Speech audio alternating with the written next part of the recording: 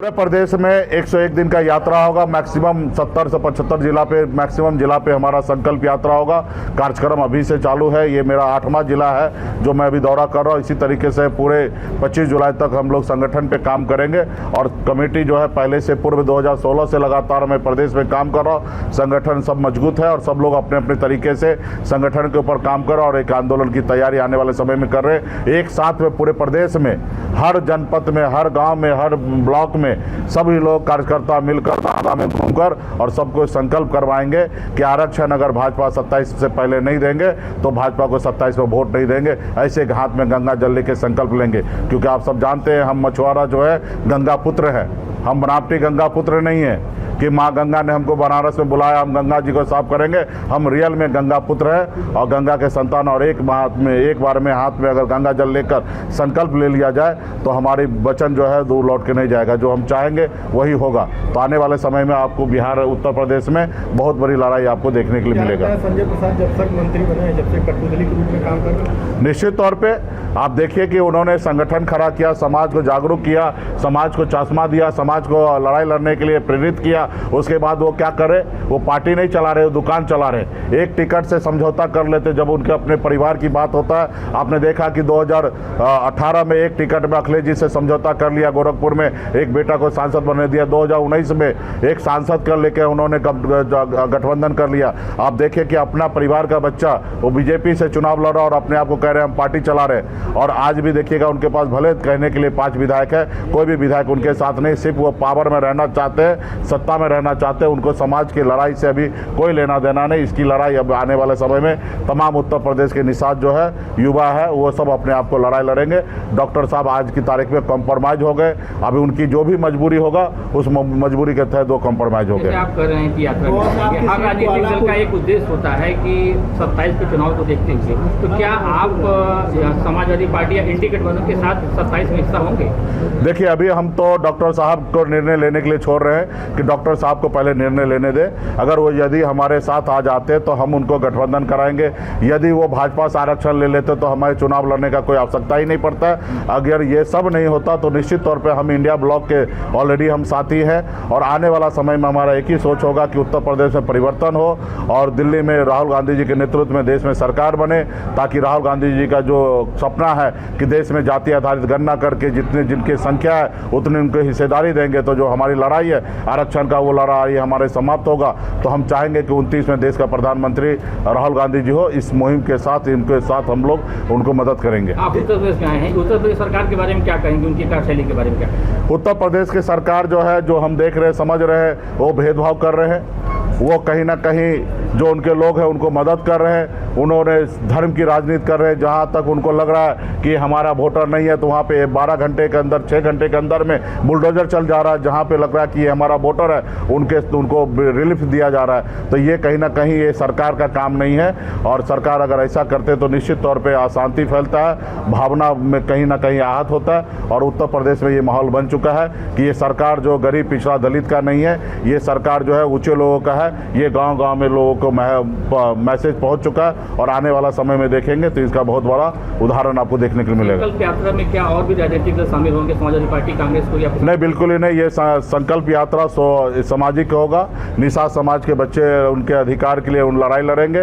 VIP party के banner तले होगा। प्रस्ताव लाई गई, क्या उद्देश्य है इसका? देखिए, मैं उत्तर प्रदेश में सभी जनपद में मैं स्वयं जा रहा हूँ, संगठन का समीक्षा कर रहा हूँ, रात्रि विश्राम कर रहा हूँ और जितने भी पार्टी के नेतागण हैं सभी से मुलाकात कर रहा हूँ। आने वाले समय में मैं उत्तर प्रदेश में एक बहुत बड़ा आंदोलन खड़ा करने के लिए जा रहा हूँ। आप सब जान रहे हैं कि आज से 10 साल पहले डॉक्टर संजय निषाद जी और तमाम समाज के लोगों ने, हम लोगों ने एक सपना देखा और समाज के बीच में समाज को जागरूक किया कि समाज को हक अधिकार दिलाना है, आरक्षण दिलाना है, जिसके लिए हमारे समाज के वीर जवान अखिलेश निषाद जी शहीद भी हुए।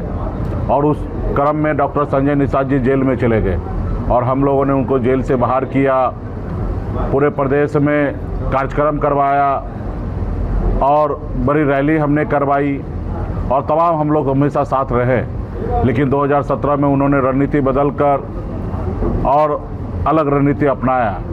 उसके बाद आपने देखा कि हम लोगों ने, मेरे साथ खास करके उन्होंने धोखा किया, गद्दारी किया। हम लौट के बिहार चले गए और अपने राज्य में मजबूती से हमने संगठन बनाया, पार्टी बनाया और 2020 में हम सरकार में मंत्री बने, हमारे विधायक बने और समाज के लिए हम लड़ाई लड़ रहे थे। उसके बाद 2021 में भी उत्तर प्रदेश में हमने पार्टी लॉन्च किया और मजबूती से हम लोग, समाज के लोगों ने हम लोग लड़ाई लड़े और एक नारा हम लोगों ने दिया था, आरक्षण नहीं तो गठबंधन नहीं और गठबंधन नहीं तो वोट नहीं। इस नारा के तहत हम मजबूती से पूरे प्रदेश में हम लोग काम कर रहे थे। लेकिन उसी समय में हमारे बड़े भाई डॉक्टर संजय निषाद जी, उस समय में हम लोगों को, समाज को साथ देना चाहिए था, लेकिन उन्होंने दुश्मन से हाथ मिलाकर भारतीय जनता पार्टी से उन्होंने गठबंधन कर लिया। अगर उस समय में अगर वो मजबूती से हमारा साथ देते, समाज का साथ देते, तो शायद निषाद समाज को जो सपना उन्होंने दिखाया था, आरक्षण मिलेगा, अधिकार मिलेगा, उनके बच्चे कलेक्टर बनेंगे, डॉक्टर बनेंगे, इंजीनियर बनेंगे, तो आज हमारे समाज में डॉक्टर इंजीनियर बनता। लेकिन समाज से उन्होंने गद्दारी किया और जिसके कारण उनके कुछ विधायक तो जरूर बने हैं, लेकिन मजबूती से समाज आगे नहीं बढ़ा। आज वो सिर्फ सत्ता में है, सिर्फ सत्ता में मलाई खा रहे हैं। उनको एहसास है कि हमारे समाज के साथ गलत हो रहा है, हमारे बहू बेटी के साथ बलात्कार हो रहा है, हमारे वोट को चोरी किया जा रहा है, हमारे लोगों को झूठे मुकदमा में फंसाया जा रहा है। और आपने हाल फिलहाल में उनको देखा है कि टीवी मीडिया में वो रो रहे थे। उनको एहसास है, उसके बावजूद भी वो सत्ता में जमे हैं। योगी जी, मोदी जी को अपना भगवान मान रहे हैं और समाज बिखर रहा है।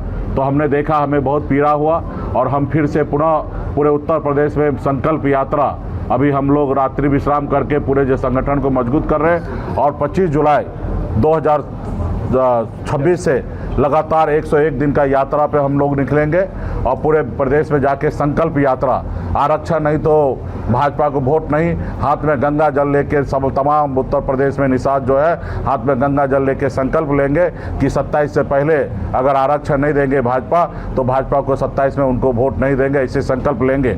और हम अभी कोई पॉलिटिकल निर्णय नहीं ले रहे, हम सिर्फ एक आंदोलन खड़ा करने के लिए आ रहे हैं। हम डॉक्टर संजय निषाद जी हमारे बड़े भाई हैं, मैं उनको भी मौका देना चाहता हूं, उनसे भी मैं आग्रह करता हूं आपके माध्यम से कि 6 महीना में भाजपा के साथ रहिए। 4.25 साल से तो मलाई खा रहे हैं और 6 महीना खाइए और 6 महीने के बाद अगर भाजपा को प्रेशर बनाइए, दबाव बनाइए, वो आरक्षण करते तो सही है। हमारा पूरा समर्थन हम डॉक्टर साहब को देंगे। यदि अगर भाजपा आरक्षण नहीं करते, योगी जी, मोदी जी की सरकार, तो आप उस कुर्सी को लात मारिए, हमारे साथ आइए। हम अखिलेश जी से, राहुल गांधी जी से बात करके हम इंडिया ब्लॉक में आपको स्वागत करते हैं और यहाँ पे आकर राजनीति कीजिए, अपने समाज का हक अधिकार दिलाइए। यदि अगर आप ऐसा नहीं करते हैं तो ये समाज ऑलरेडी आपको अभी तक छोड़ चुका है और आने वाला समय में पूरा छोड़ देंगे और आप जीरो हो जाएंगे। तो इसके लिए आज हम पूरे प्रदेश में समाज को जागरूक करने के लिए, समाज को अपने अधिकार के लिए लड़ाई लड़ने के लिए आज उनके बीच में हम लोग उपस्थित हुए हैं। साथी, 72 घंटे में उस पर क्या कहेंगे? निश्चित तौर पे जब देश में चुनाव आयोग कंप्रोमाइज हो जाए, सुप्रीम कोर्ट का जज कंप्रोमाइज हो जाए, सुप्रीम कोर्ट के जज को ये बताना चाहिए कि देश में केस है और केस क्यों पेंडिंग है, उसके ऊपर बहस करना चाहिए, ना ही कि देश के लोगों को, युवा को कॉकरोच करना चाहिए। सोशल मीडिया में लोगों को काम नहीं मिल रहा तो लोग सोशल मीडिया के जरिए अपने घर परिवार को चला रहे।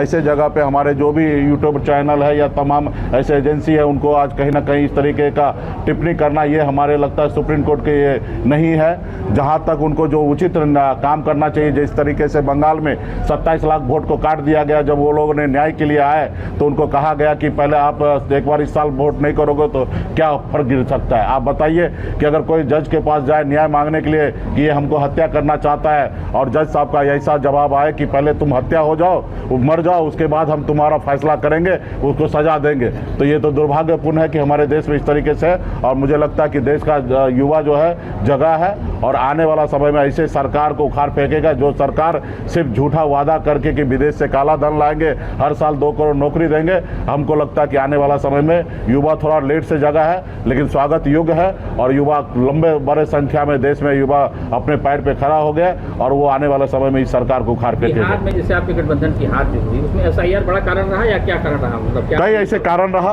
बीच चुनाव में आप कह सकते हैं कि आचार संहिता लगा हुआ है और 10-10 हज़ार रुपये 1,65,00,000 महिला के खाते में दे देना और उनको कहना कि हमारी सरकार बनने के बाद 2 लाख रुपया और देंगे, तो ये इससे बड़ा दुर्भाग्यपूर्ण क्या हो सकता है देश में। ये चुनाव जो है वो जनता के लिए होता है और वहाँ पे लोभा के पहले लोग रात के अंधेरे में जाते थे, गरीब के मोहल्ला में जाते थे, मुर्गा हो, चिकन हो, दारू हो या पैसा बांटते थे और अपना वोट लेने का इरादा रखते थे।